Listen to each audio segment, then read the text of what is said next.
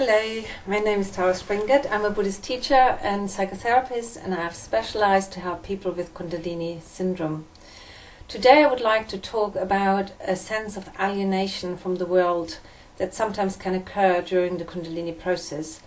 It is a feeling of being so profoundly different from other people and normal society that you can feel quite alone in all of this. And I've worked with hundreds of clients. This is something that I've heard from many people, and I've also experienced this myself in my own process, in which I am already for 30 to 40 years.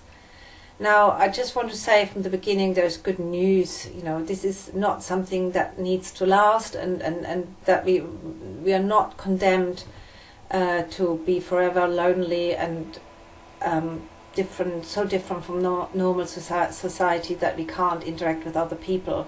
I myself had many friends in my life, and I'm married for 20 years, happily married, and so I don't feel alone, and I don't think nobody is condemned to be alone in this process. However, I do understand, and I've experienced this myself, that at times it can very much feel like this. For example, when we start this process, often people lose interest in the kind of activities and friends that they had before. And that can be quite disconcerting. Suddenly you feel you don't have enough in common with the people that you had in common before, particularly maybe if your friends from before are not even interested in spirituality. Now that will not work anymore. The same is true if you are in a marriage and your partner thinks you've gone crazy, or you're mad in some way and cannot understand what you are experiencing. It can come to separation, but it doesn't have to. I'm not saying you definitely will split up from your partner, not at all, but that we will change profoundly in this process. It does mean that also our relationship have to change with us, that either we change the relationships that we have, or we find new friends. And sometimes people have to make a real effort to find new friends, and I often say to my clients, do go to various spiritual groups or centers in the place where you live, in the town where you live, and see if you can find a group where you feel at home. It doesn't really matter what kind of group, yoga, Buddhism, Christianity, New Age, as long as people have strong, good ethics there and a good message, that's good. As long as you feel at home and you can make new friends, that's a good place to start. Similarly, at our workplace, we can feel very alienated. We might work in a job that is not very compatible with our new special interests, and or the kind of whole culture in our workplace is too rough, too unkind, too hard-nosed, and then we feel, I can't do this anymore, I don't belong here.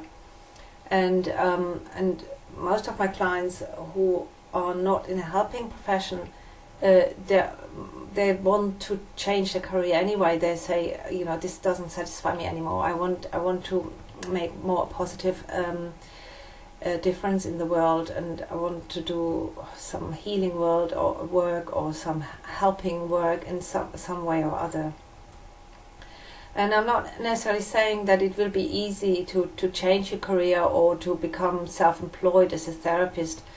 Only because we are in the Kundalini process, we still have to work hard for these things, just like other people. The career where we earn enough money doesn't necessarily fall into our lap. However, through the Kundalini process, we have certain helps, and the key chakra onto which we have to focus is here the navel chakra, because through the navel chakra we can make real lasting changes in our surrounding, in the world. That's the chakra that will produce a successful career if we choose to in any area that we want. And but we need to be very careful that when we use this chakra to manifest the life and the surrounding that we want to suit our Kundalini process, that we always make those wishes with a lot of love and with an altruistic motivation. We should be very careful not to work in a kind of selfish way, and then we will be able to manifest what's called a mandala. That means that our what goes on inwardly in us, all the spiritual insight, the values, the ideals that we have, that we are actually able to manifest that in our surrounding, in our marriage, in our family, in the house in which we live, in the neighborhood in which we live, in the work that we're doing. And we do have that ability, and I've gone through that process myself, and I myself was able to manifest all this for myself. And so I know everybody can do that in principle. I'm not saying it will be happening at the click of a finger, or you don't need to work hard for it. Yes, you have to work hard for it, that's for sure. But what I'm saying, with the focus on the navel chakra, it can be done. And then this sense of alienation will actually turn on its head, and you will find that you are in a surrounding that is quite wonderful. And if you want to know more about this process, you might also find my book Advanced Manifesting very helpful in that process. And there I describe how to manifest your dreams and use the chakras in that work. Okay, I hope this was helpful, and if you liked the video, please give me a thumb up, leave a comment, subscribe to my channel. Here is a link to my book about the Kundalini process, in which you can find many more information. Thank you for listening.